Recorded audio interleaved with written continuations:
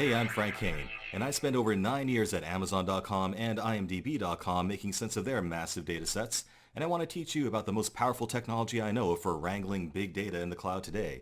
That's Apache Spark using the Scala programming language. Spark can run on a Hadoop cluster to spread out massive data analysis and machine learning tasks in the cloud, and knowing how to do that is a very hot skill to have right now. We'll start off with a crash course in the Scala programming language. Don't worry, it's pretty easy to pick up as long as you've done some programming or scripting before.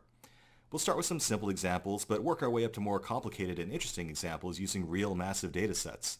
By the end of this course, you'll have gone hands-on with over 15 real examples, and you'll be comfortable with writing, debugging, and running your own Spark applications using Scala. And some of them are pretty fun. We'll look at a social network of superheroes and use that data to figure out who is the Kevin Bacon of the superhero universe.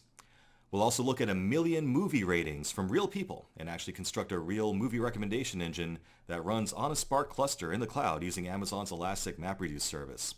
We'll also do some big machine learning tasks using Spark's MLlib library, and we'll do some graph analysis using Spark's GraphX library.